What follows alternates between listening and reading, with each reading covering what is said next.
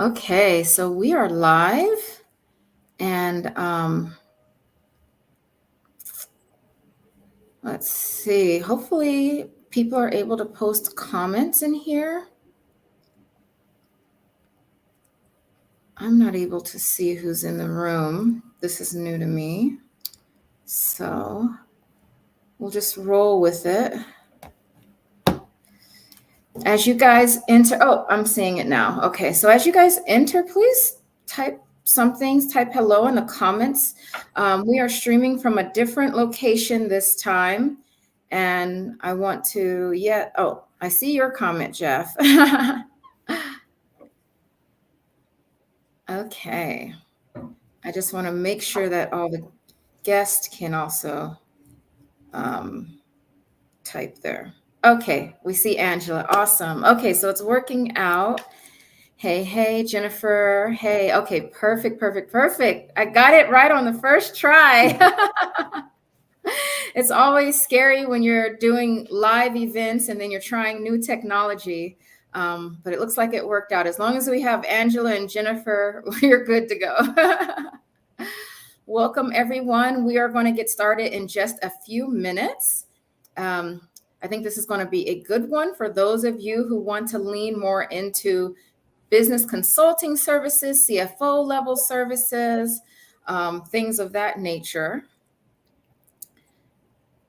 Okay. I'm not sure where to see all these live feeds.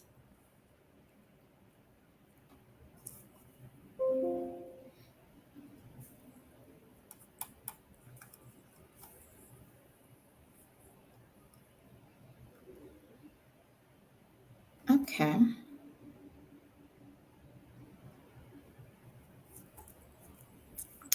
All right, we'll get started in just a few more minutes. As you jump in, just say hello so we can know you can chat. And if you have any questions, we'll know that your chat is working so you can ask a question. Hey, Tanika. All right.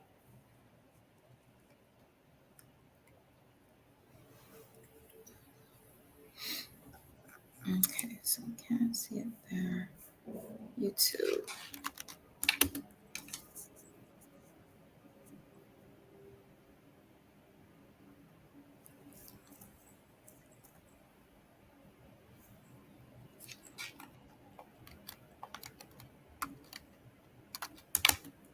Oh, yeah, we're live over there on YouTube. Perfect. Okay, cool. Oh, good. Facebook user, all systems will go on Facebook. Perfect. All right.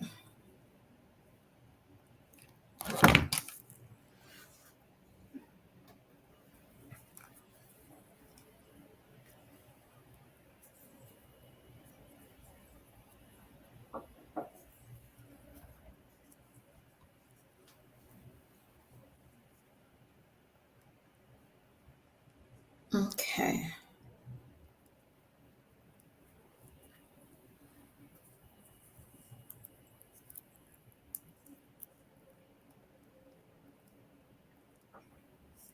All right. Hey, Tony. Happy Tuesday. Welcome. We'll get started in just one more minute.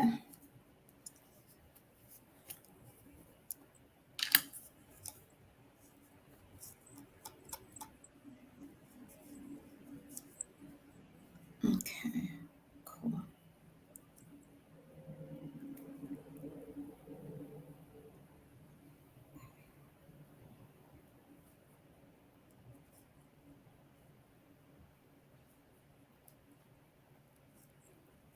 Hey, Christina.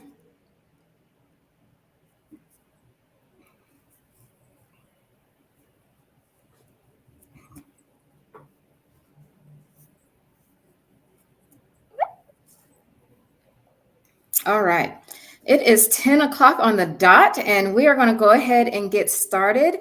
Today, as you can see, our special guest is Jeff Livesay. Did I do it right? Close enough. Livesay. Okay. He is the managing partner at 𝗦𝗵𝗆 𝗕𝘂𝗃𝗃. Jeff is a seasoned veteran with over 25 years of success in the public accounting field.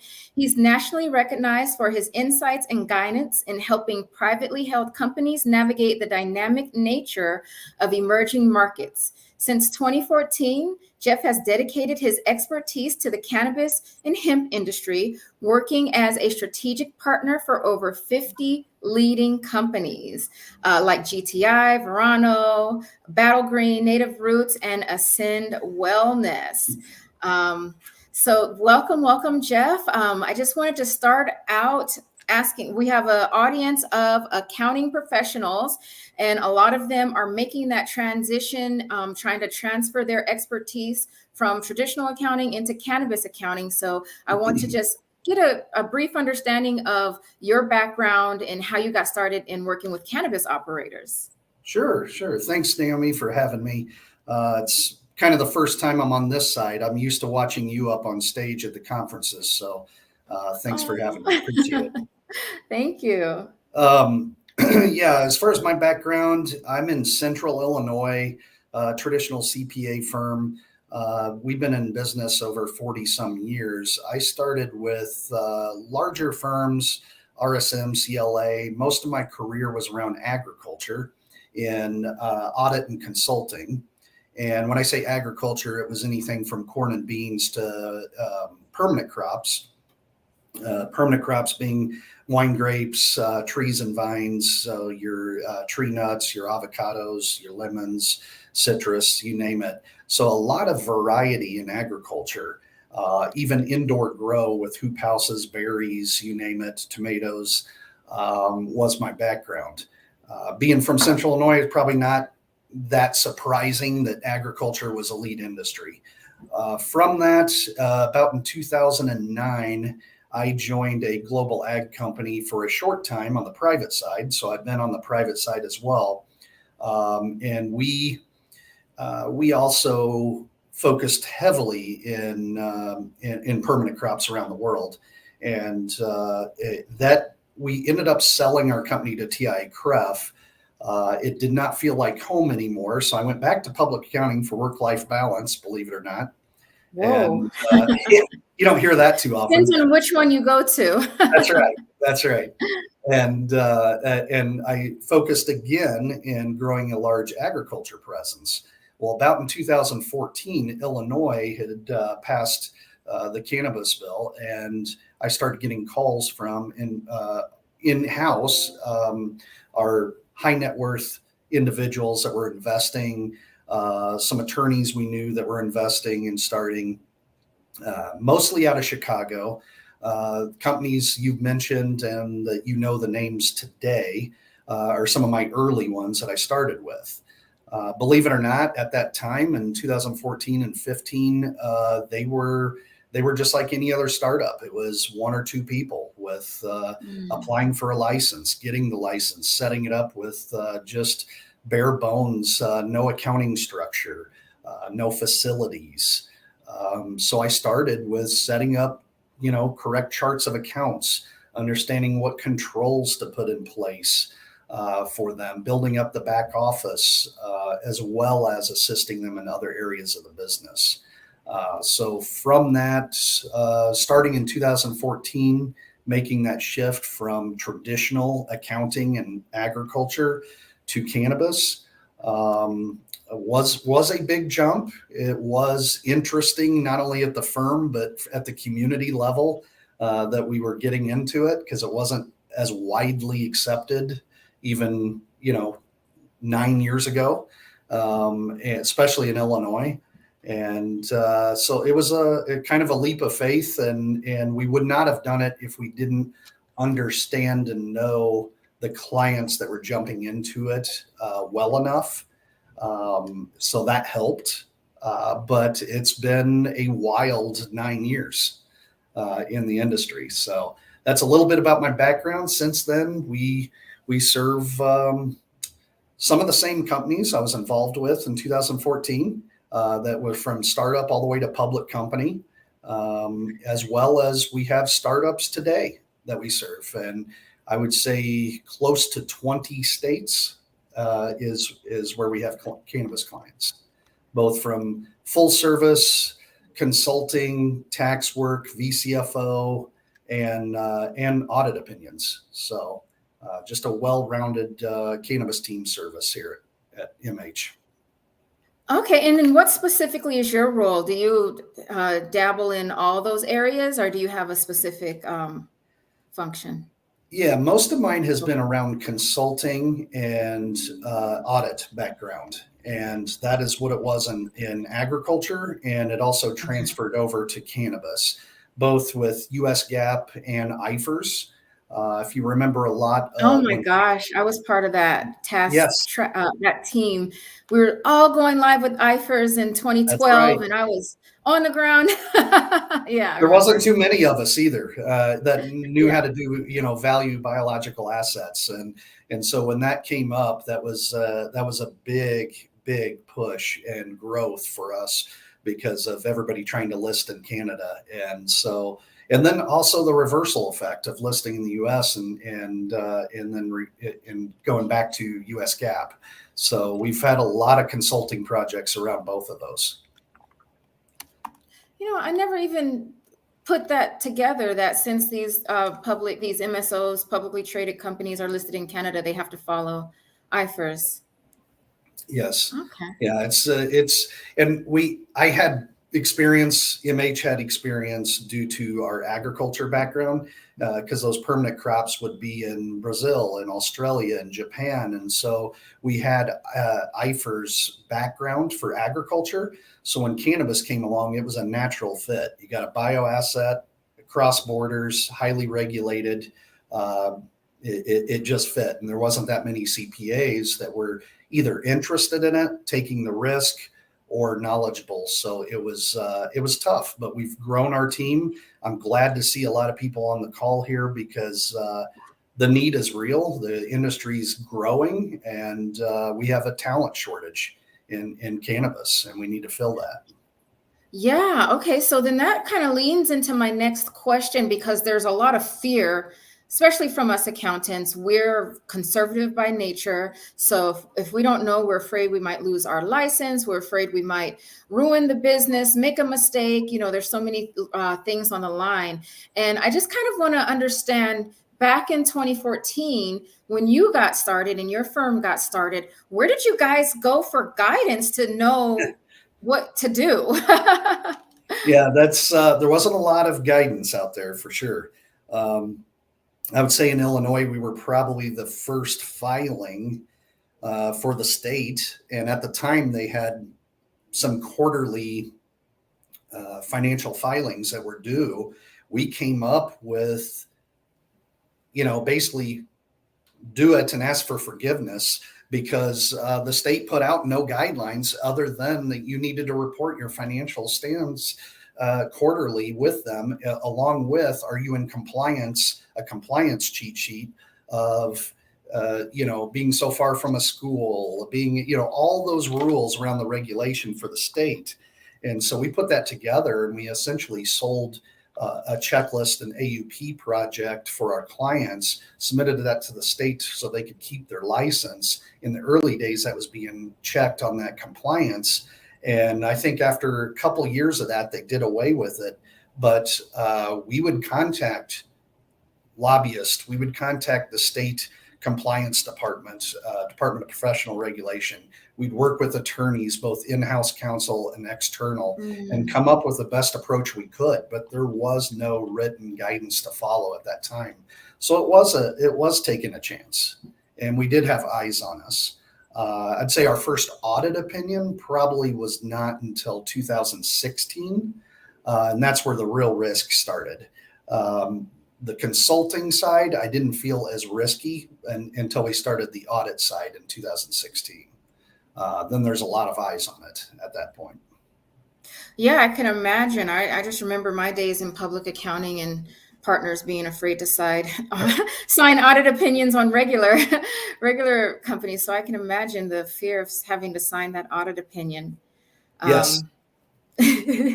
Yeah, I mean, if you look at it from a standpoint of, we did, in my past with agriculture, it's been palm oil, tobacco, other highly regulated areas and products.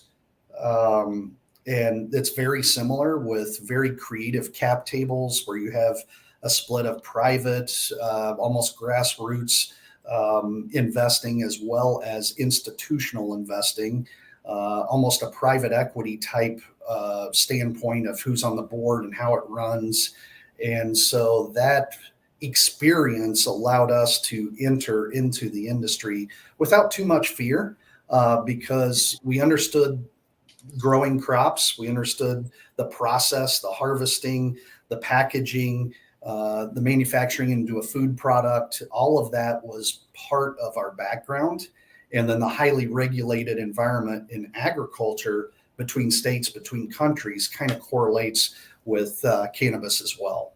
So that was part of the reason, as well as I had forward-thinking partners that also allowed it. Got it. Yeah. Yeah, I guess you just have to establish that relationship. And I'm pretty sure it wasn't just a straight line. It wasn't perfect. No. I'm pretty sure there's things that were missed, deadlines that you were unaware of, that you had to go back and ask for forgiveness. And it's almost like we're just like if you go to a doctor, they're practicing medicine. Nope, there's not. We as accountants hold ourselves to such a high standard, and we're so fearful for there ever being a mistake, but that kind of comes with the territory. Yes, absolutely. You see that often, all the restatements that you see. I mean, it happens. And when you're estimating on crops, these are a little more defined because it's more indoor grow, it's more greenhouse grown. Yes, there's outdoor grow as well. But, when you're betting on estimating yields and estimating pricing and estimating, you can never be right. You have to get comfortable on those estimates and have good data and be comfortable enough to issue your opinion. But like agriculture, it's uncomfortable for CPAs. Yeah. It's not black and white. There's gray areas. Yeah. Okay. And then, so what advice would you give? We have a bunch of accountants, maybe even operators on this call. But what advice would you give emerging cannabis companies or service providers who are looking to establish themselves as leaders in this industry? Ooh, that's a tough one. I mean, from experience, I think resiliency you got to have. It's not going to look like what you think it's going to look like. Every client has different challenges. I would say there's great opportunity with those challenges, so don't give up on it, and educate yourself and continue that education. Read the articles, read the news, go listen to Naomi at the conferences. As much as you can educate yourself along the way in the industry, and know who you're getting in business with. Due diligence is key. Don't take on every client. Only take on the ones you feel comfortable with. You have a background with, or comes from a referral source. That's key for us. We've been burned a few times, but very few, because most of our clients come word of mouth from other professionals. And I'm always looking for cannabis accountants, either internally or externally, to place with my clients, because there is a shortage, or outsourced. My clients are constantly looking to hire outsourced accountants as well. So if you ever get stuck, you have questions, feel free to reach out to me direct. It's been an industry over the past 9 years. It's been very collaborative, more so than I've seen in any other. I talk freely with what used to be seen as competitors, and we work together. We even work together on some of the public company audits, where I might be a subcontractor. They may be issuing the audit opinion, but yet my team is helping them get to that point. Or a due diligence project, or, you name it. We work together a lot. So see it as one one group, opportunities all around. And I'd say that is from, your advisory services, your higher level VCFO, tax compliance, due diligence, audit and accounting. It's pretty deep. You can go a lot of different routes. If you're interested in valuation, there's not a lot of valuation experts right now in the field. I kind of refer the same individuals all the time and would welcome more people to refer work to. So, great opportunity. Be resilient because it is tough. And unlike other industries, you're going to see a lot of variety in equity and loans and cap table and leases, in banking arrangements. I mean, it's unlike any other industry as far as the difficulties, but also the rewards. Absolutely. And I love everything you say, because it kind of reinforces my thought process around this as well, because I've been working with training and education for accounting professionals for the last 7 years. And I get a lot of accountants come to me saying, hey, you're creating competition for me when the industry is so large. Like Yes. I think last MJBiz said $33 billion Yes. and estimated to get to 50 billion. And that's the it's supposed to be over 40 market this year. Yeah. 40 billion. If the average one-man, two-man accounting firm is just looking to make a six figures. So Yes. there's a more than enough work out there for everybody. And the reason why I have the National Association of Cannabis Accounting and Tax Professionals is because you need the collaboration. You need that community support. It's not possible for one person to be able to, all the things you've listed out that these operators need. Everybody is passionate about different things. Every operator is not your client. And it's important that you have that network of places where you can refer work to, and they can refer work back to you. So I'm so glad that you mentioned that on this call. Yeah, absolutely. That is extremely important and comes up daily. I had one this morning, another referral, so I sent out. So it's a constant, and there is more of a shortage. You're not creating competition. You're helping create some solutions that we still need more of. So, yeah. Right. Absolutely. All right. And so then how do you make sure that you're staying informed with everything that's going on in the cannabis industry? I feel like every single day something new drops that we have to now go spend 7 hours on webinars to figure out what happened. So how do you keep yourself informed and in front of the trends in this industry? Yeah, I mean, there's a daily routine that I do that's obviously the major news trends, the articles that are out, anything that happens. I reserve about an hour each day in the mornings, trying to figure out which in my industries, so cannabis being the largest in agriculture, and looking at the daily, the news. And then from that, I design my continuing education around those industries as well. So, and that continuing education can be everything from the conferences to self-study to, webinars and podcasts like this, just constant interaction with people in the industry.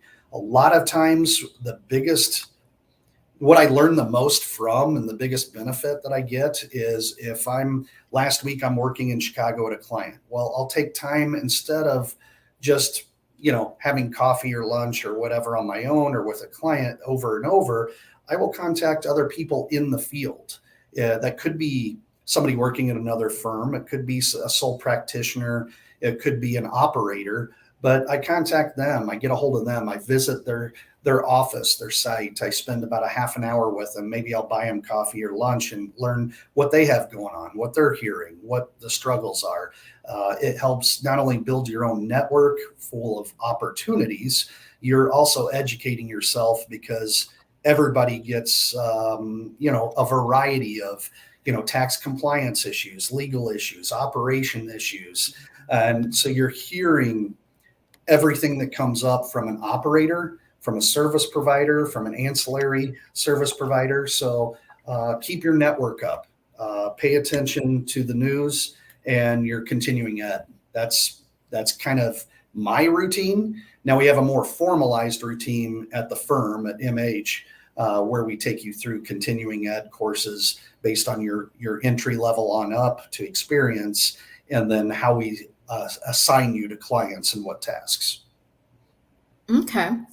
Can you discuss some of the projects or some one of the biggest challenges that you faced with working with your clients and providing these consulting services? Like, what types of problems are you solving for them? Yeah, I mean, a lot of them are just your traditional, because right now, like I mentioned, the shortage of talented accountants in the field and in the industry. A lot of them got into it a little late, might be just need a little extra help from that experienced person or firm. Some of them are desperately trying to find people that are CPAs or talented accountants that are interested in the field. So a lot of it is your basic blocking and tackling of building up the controls in the back room and being involved in business decisions and getting that ownership group to understand that you don't want accounting to drive your decision, but it should be part of your decision. Because you see in the industry a lot, these entrepreneurs that'll make decisions and not understand what that's truly going to look like from a financial and accounting standpoint after they make it. Might have derivatives tied to it with the equity structure. It might have the lease agreements that look totally different on a financial statement than what they thought. But let it be part of the decision and to help drive the right one. Your due diligence. Probably the biggest difference we've made is on some of the consulting around transactions, buy, sell, due diligence. And a lot of that was in the 2020 to 22, those couple years with all the M&A activity. There was a lot of deals floating around very quickly as licenses were still valued really high, a lot of more states coming on.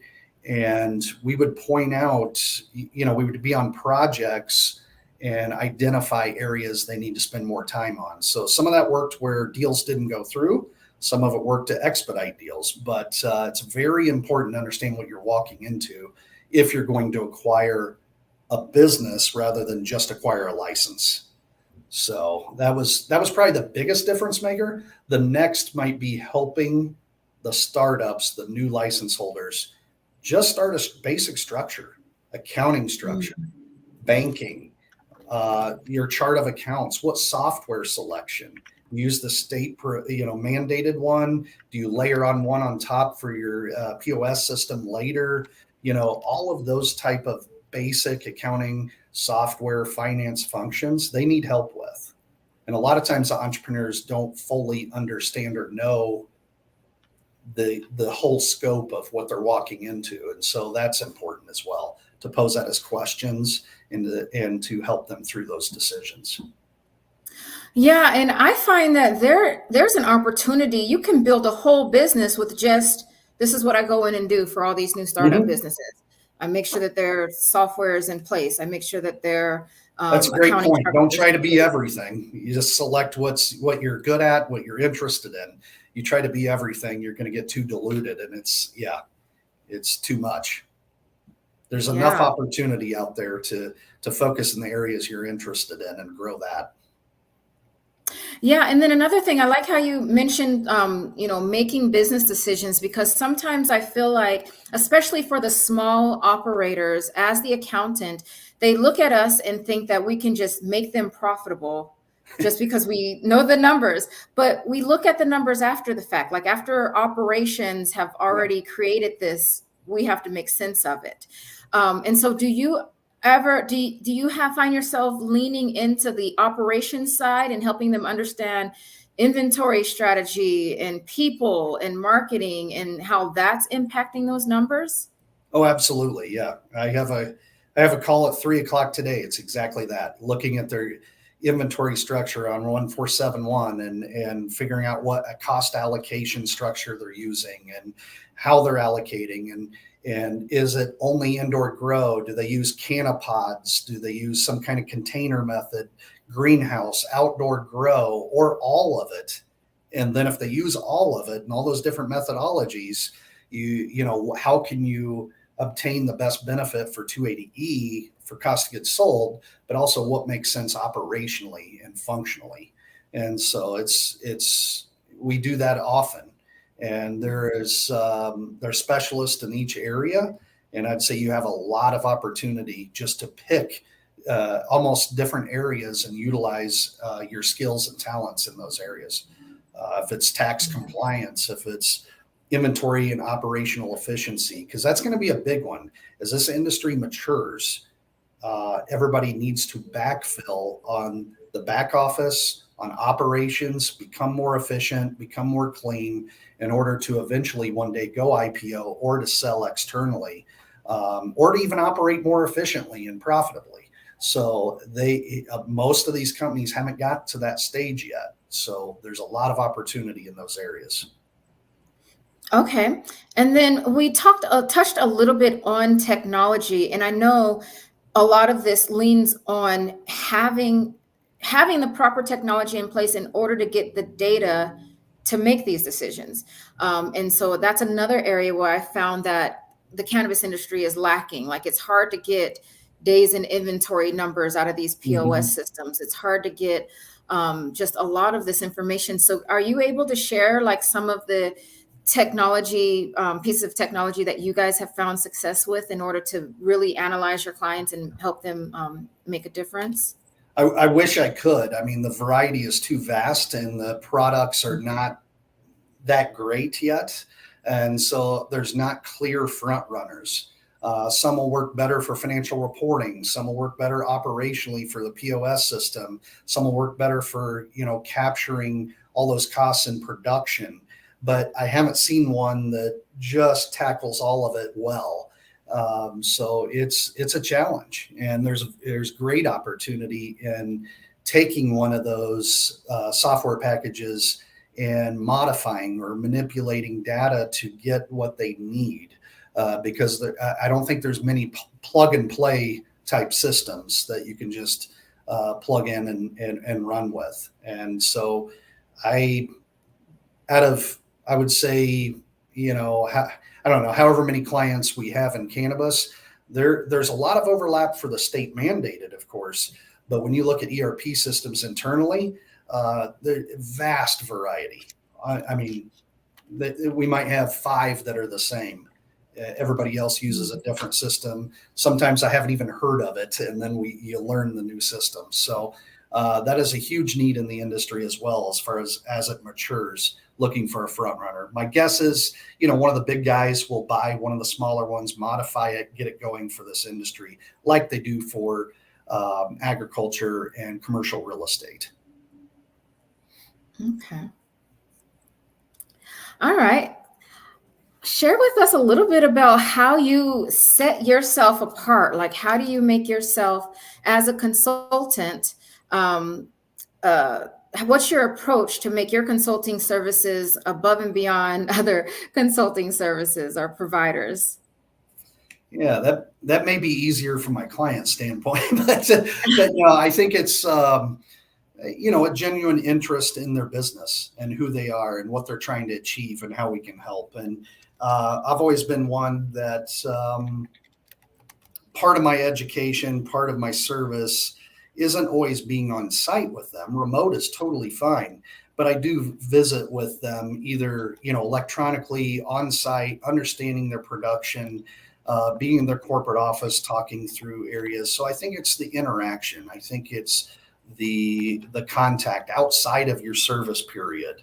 I think it's understanding what their business pain points are and what you could help with. A lot of times you'd be surprised. It could be insurance and banking that we don't offer, but yet I got a lot of friends in insurance and banking in this industry that can solve it. And so it's helping them run smoother. So a lot of times it's not even part of your scope of services, but it brings value, makes it more sticky. They're more likely to use you because they see you as a benefit to run their business well. So it could be software, insurance, banking, or just accounting issues. You know, they take on a very creative transaction of, acquiring a building or a lease or another business, and the arrangement is untraditional, and how to help them through that. So there's a lot of variety in that. How we set ourselves apart, I think, is just the contact, frequent contact, the genuine understanding of their business, and not just providing your service in a very narrow format. Okay. And I know we're going to touch on a couple of these topics. I know you're not a tax person, but I was just wondering, with the whole announcement, and it didn't even come out. It was supposed to come out Friday. The DEA was supposed to approve the Schedule 3 placement. So that didn't happen. But what types of things are you needing to do as a consultant to prepare your clients for the possible shift to Schedule 3? Yeah, I mean, I think the biggest overall preparation is to prepare yourself to run a company like any other, agriculture, manufacturing, consumer products company. It goes back again to those basics of efficiency, higher margin, growing that back office, getting ready to, go do an IPO and list or attract more investors, or interstate commerce. Look at who your arrangements are with, from service providers, from accounting. Can they serve you if all of a sudden you're not in one state, you're in 3 states, or you're selling across state lines, if that's allowed eventually. And so it's maturing the business in very basic ways is how I would prepare for it. Obviously the descheduling or rescheduling from 1 to 3 is great benefit to the industry as far as 280E. But my understanding is you still can't list, you still can't sell interstate commerce until a few more things are taken care of, both on the federal level. So there'll be a runway for that. And I'd say now is time to prepare in those basics of, do you have the distribution? Do you have the marketing and branding you want? Do you have the accounting structure for potential growth that you can sell into other states? Or, are you going to look to merge or acquire or sell when this happens, and how that affects your valuation? So all those areas are part of it. There's not really one thing I would do, but I would look at what your clients are interested in doing. Because a lot of mine, they might have a short runway. They want to take this till it's legal and sell it. Others might say, no, I want to run this the rest of my life. This is what I want to do. And I have a very specific brand that I'm going to be a private label, high-end brand. Well, that one's going to look totally different than the one that is positioning himself for sale. So I think you have to understand the position of your clients, the goals of your client, and then backfill those needs in anticipation for deschedule. Okay. And then on the lines you mentioned briefly earlier before we got started and went live, for the Trulieve debacle. I was hoping you wouldn't ask that. Well, I mean, you mentioned a pretty interesting strategies to position your clients so that, we don't have to go into the weeds of it, so that they can, if things come out favorable, they can also take advantage of what Trulieve was able to accomplish. Yeah, I mean, I think it's tough, because a lot of them that are hurting for cash right now are like, if they're doing it, we should do it, and jump on that and get some of that cash back that they paid in on the amendments. The problem with that is if they go ahead and file amendment, and I'm going to qualify that I am not a tax accountant, so I'm qualifying for what my tax partners should be saying right now, and not myself. So if I get anything wrong, don't quote me here. But I would say if they do file those, it's likely the IRS for case law would pick somebody besides Trulieve, a smaller company that might not have the deep pockets to fight in tax court, and then use that case law against Trulieve and all the public companies that wouldn't be favorable to the industry. So my stance on it, and our stance as a firm, would be to not take that risk up front, but to lock in the statute of limitations with an amendment, the probable amendment that you can file an amendment to hold the statute open, at least going back for 3 years. And if you extended your 2019 tax return, which most cannabis companies did, you could probably still latch on to 2019 going forward. And so if that tax case goes to court and is found that on 𝗪𝗠𝗏's side, you can then file those amendments and not lose out on any of that without taking that risk. Another thing on the risk is if it's found against 𝗪𝗏 and cited with IRS, then all of a sudden you not only owe the money back, you owe penalties and interest. And there's most likely an excessive penalty on top of the normal 20%. So I'd be very careful in advising my clients on this right now. It's better to step back, let them take the lead, let the big guys fight it in court, but to lock in your statute of limitations. Nice. All right. And if we have any audience questions, just make sure you drop them in the chat and we'll get those questions asked. Jeff, I'd just like to know, like, looking forward, what are some of your goals in this industry? Like, where do you see yourself? I know it's been a decade now. Do you see yourself going for the next couple of decades, or how are things? How do you see the future of this industry? Yeah, I think I treat it similar to, our agriculture industry, our manufacturing, food processing. It's kind of all of that in one. So it'll be a segment of our firm going forward. I don't see it going anywhere, like us not providing services to the industry. I see it more defining around, what those services we provide to the industry. It'll probably change the face of our audit opinions on. We'll go after anybody from startup all the way up to IPO. And at that point, we choose from a risk factor not to provide public company opinions, but we will assist in that process as well. So from the assurance standpoint, wide open. From consulting, it's wide open. And consulting being advisory or high-level VCFO, we will provide those services. So it's mostly narrowing down the firm's focus in the industry and getting good at those certain areas of consulting, of assurance, of tax consulting, and leaving it in those areas of, eventually ESG will hit on cannabis as well. You see it on the energy companies, on public company disclosure requirements. It'll come into play as well with cannabis, both being medical, a food product, and agriculture product. So that's another area we will grow as well. Okay, so you guys don't touch like the accounting, the month-end closes and things like that. You guys just do the audits and advisory. No, we also do that. We have a separate department, an advisory department, that will do the month-end close, the setup of chart of accounts. We definitely do that. So our main focus, though, is in the kind of fractional or controller and CFO side.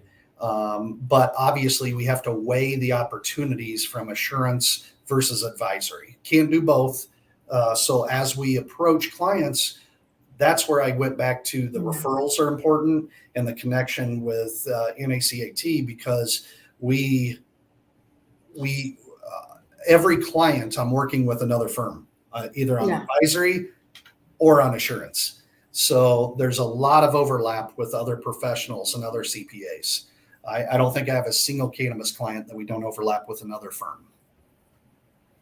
Awesome. Okay. Jennifer is asking a question is, how do you see the services changing if and when it legalizes at the federal level? Yeah, I mean, obviously, if it's at the federal level, there's going to be a rush for capital on the exchanges. So there's going to be a lot of accounting cleanup to get ready for that. Control perspective, a lot of consulting in that area. It's interstate commerce.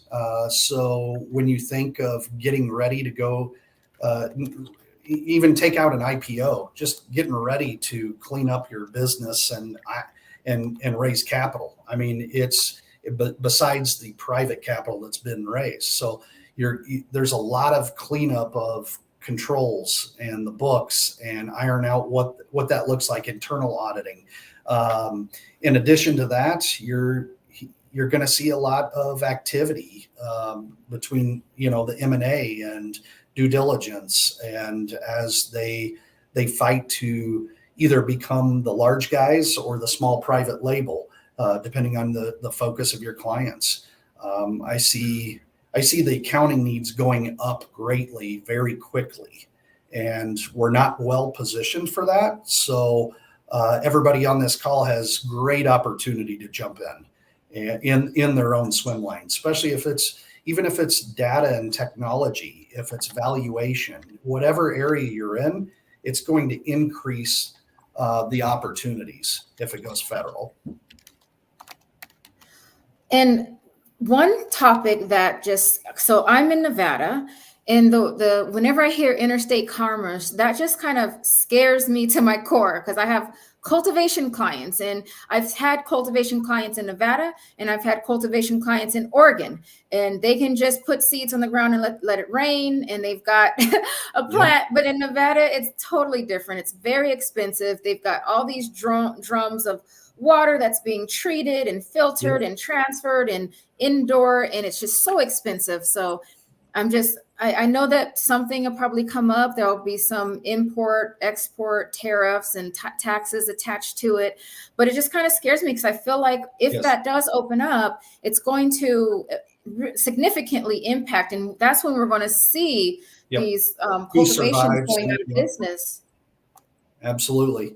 And those that have highly complex grow systems will need to be more medical, more high-end private label to survive and have higher level products. Otherwise, it's just financially not feasible to compete to outdoor grow cultivation if that opens up that direction, and depending on taxation, on tariffs, and how that works with interstate commerce or even internationally.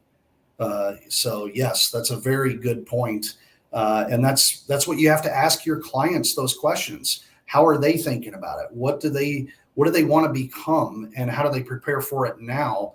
Because all of them kind of see it going that way, but I'm not sure all of them have understood or preparing for the obstacles that are coming.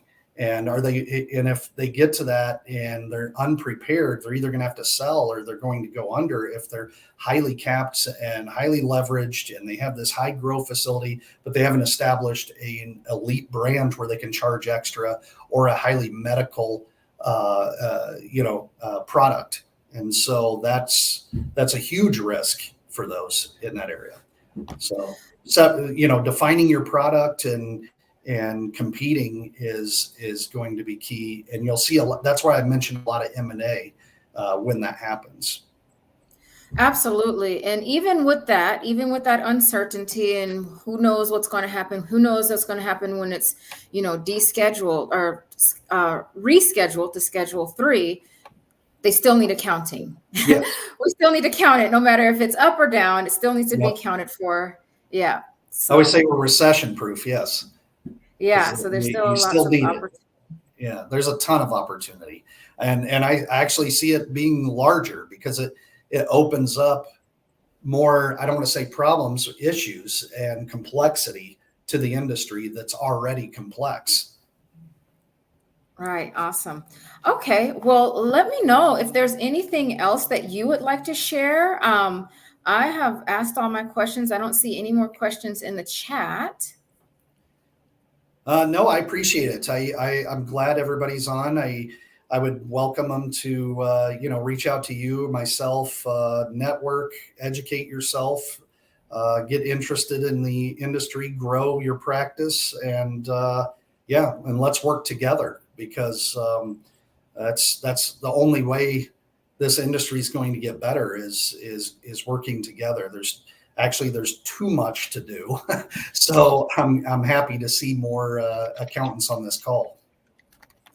Awesome. And anybody who's watching this live, this is my first time going live, so I should have done this at the beginning, but I'm doing it now. So I'm from the National Association of Cannabis Accounting and Tax Professionals, and we have a network of accounting professionals who are experts in the cannabis industry. And as Jeff mentioned, a lot of organizations lean on us to find professionals. So if you want to get started and join, I've dropped the link in the comments. Feel free to reach out to us anywhere on socials at @NACATPros.org. If you want the replay to this, join the association. All of our replays are in our archive. But with that, I guess we will wrap this one up. Thank you so much for your time today. Absolutely. Thank you for having me, Naomi. And I'm sure I'll see you at the conference. Awesome. All right. Bye, everyone. Thank you, guys.